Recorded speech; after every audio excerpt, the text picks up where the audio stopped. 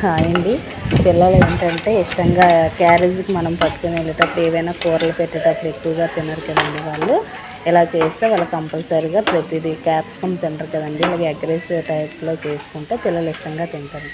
చూడండి, capsicum, egg, onions అన్నీ మొత్తం వేసుకొని చూడండి ఎలా చేసుకున్నాను.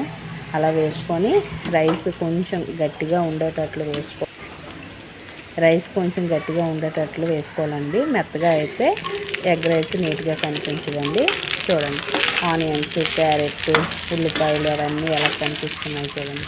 క్యాప్సికమ్ అన్నీ మొత్తం ఎగ్తో సహా మొత్తం మంచి కలర్ వచ్చింది కదండి.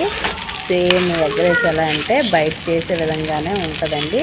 చాలా టేస్టీగా ఉంటుందండి. ఒకసారి ట్రై చేసుకోండి. మా ఛానల్స్ని సబ్స్క్రైబ్ చేసుకోండి. లైక్ చేయండి, వీలైతే ఒక లైక్ చేయండి ప్లీజ్ అండి. సబ్స్క్రైబ్ చేసుకోండి మా ఛానల్స్.